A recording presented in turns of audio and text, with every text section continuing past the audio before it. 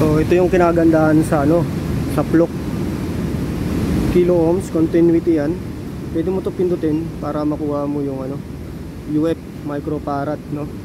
So yung na yan ginagamit sa capacitor para makuha mo itong design niya.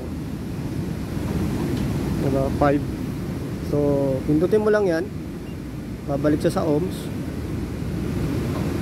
tapos punta siya sa UF. So ayan. So 5 yan, 5.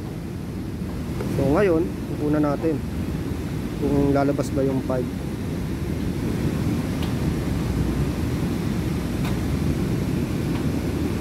So 5 yan na reading natin. Diba? So yan ang kinagandahan kapag meron kang ganitong tester. So goods na siya para sa pangkuha ng amperahe, voltahe. At the same time meron siyang pang capacitor.